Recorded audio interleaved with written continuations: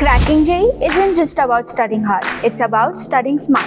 And who better to guide you than IITians themselves? Hey, hi guys, I am Sushank Gupta. Hello, I'm Swaroop Sisagar. I am Rushil from IIT Kharagpur. I am Krishna Jhamar from IIT Bhilai. And I'm from IIT Guwahati. I am from IIT Madras. IIT Guwahati, IIT Bhilai. NIT K Surathkal, IIT Bhilai. IIT Kharagpur. IIT Madras. IIT Kanpur. IIT Kharagpur. IIT Indian Institute of Technology. Welcome to my channel. Today we have IITians sharing that one tip needed to crack JEE. Whether you're in the final stretch or just starting out, this video is an absolute game changer. Let's start. Hello, I'm Swaroop Sisagar and I'm from IIT Guwahati. So, I actually scored 99.4 percentile in JEE Mains. Also, मेरे 99.9 percentile थी physics में. Hey, hi guys, I am Sushank Gupta and I am from IIT Madras. Hello मेरा नाम है सिद्धार्थ वोरा और आई am from IIT Guwahati EC branch. Hello, I am Krishna Jhamar from IIT Bhilai Computer Science 2027. Hello guys, I am Rushil Mandaviya and I am from NIT K Surathkal. मेरी mains की rank है around 4600 and my advance rank is 6600. Hello everyone, my name is Saurabh Bhima Dalal and I am from IIT Bhilai. I secured 99.6 percentile in JEE Mains and 99.8 percentile in physics. Everyone, myself Harsh Shrivastava and I am from IIT Bhilai. मैंने mains में 98.9 percentile score किया था. Specifically in maths मैंने 99.3 percentile score किया था. Hello guys, myself Keshav Agarwal from IIT Kharagpur. Hey everyone, my name is Sridhar. I am from Bangalore and currently doing my first year undergrad at IIT Madras. Hello everyone, मैं इब्राहिम मुकादम हूँ. मैं अभी IIT Kanpur में first year हूँ. ठीक है guys, I am Rushil from IIT Kharagpur. यार आपको लोगों ने बहुत सारे टिप्स दे दिए होंगे relating to how to study, what to study. So to spice it up, I will give you some tips for what to do a month before the exam. पहली बात तो कुछ नया मत पढ़ना. एंड दूसरी बात, जो नहीं आ रहा उसे अभी के लिए छोड़ दो. जैसे मेरे सिचुएशन में मुझे सोल्यूशन ऑफ ट्राइंगल्स बहुत मुश्किल पड़ रहा था एंड वो लो वेटेज भी था, so I just skipped it entirely. ये दो चीज़ें अगर आप बस फॉलो कर रहे हैं तो काफ़ी अच्छी रैंक आ जाएगी. तो फिजिक्स के लिए मैं एक टिप बोलूँगा कि तुम फिजिक्स का पूरा सिलेबस पढ़ के जाओ. ऐसा कोई चैप्टर छोड़ के मत जाओ. एटलीस्ट उस चैप्टर के बेसिक फार्मूलाज, बेसिक कॉन्सेप्ट्स, ये सब पढ़ के जाओ. क्योंकि तुम लकी हुए इनफ तो पेपर में मोस्टली एक ईजी 4 मार्क का क्वेश्चन आ जाएगा और इट विल बी स्कोरेबल. केमिस्ट्री में NCERT अच्छे से रट के जाना. It is easy and quick marks for you guys. So don't miss that on that. And JEE Mains मेरे हिसाब से is a game of speed and efficiency. Questions easy होते हैं, तुम फॉर्मूला रट लोगे आ जाएंगे. So keep practice as many questions as you can within the 2 or 3 hour time period जो भी है. तो अभी बिल्कुल भी ड्रॉप का मत सोचेगा, क्योंकि बहुत बच्चे मतलब तैयारी कर रहे होते हैं, फिर मन में लाता है कि ड्रॉप भी ले सकता हूँ. अगर आपको इस साल निकालने से बेटर कुछ नहीं हो सकता. ड्रॉप को आप नहीं सहन कर पाएंगे. अगर आप सीरियस तैयारी करें तो यही साल अपना साल बनाए. ठीक है.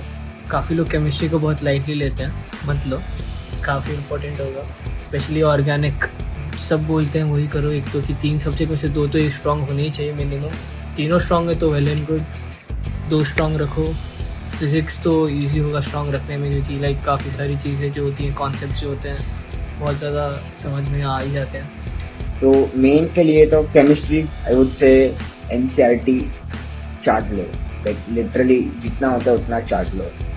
And whatever coaching institute you are following उनके मॉड्यूल्स कंप्लीट रहने चाहिए. बाकी कुछ नया करने की ज़रूरत नहीं है except for papers. You need to have at least basic knowledge of all chapters in physics.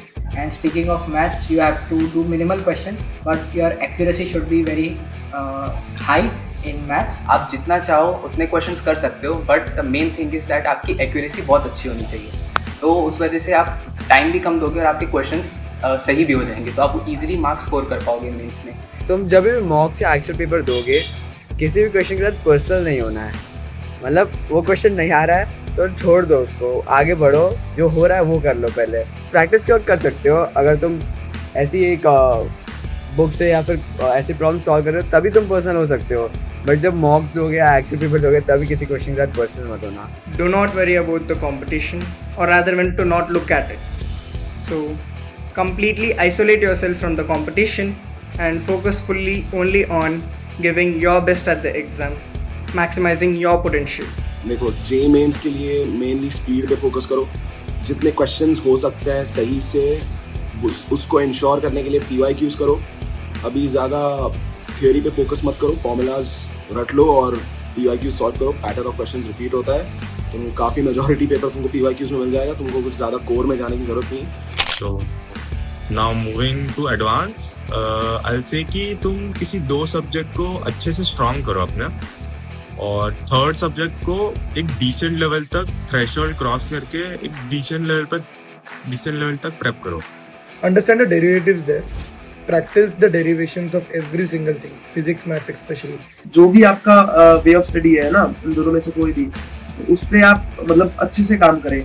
ऐसा नहीं कि मैं ये भी कर लूँ वो भी कर लूँ, न कोई नई किताब टच कर रहे हैं, कुछ ऐसा कर रहे हैं, ड्रॉप का सोच रहे हैं कि अभी छोड़ देता हूँ बाद में ड्रॉप कर लूँगा.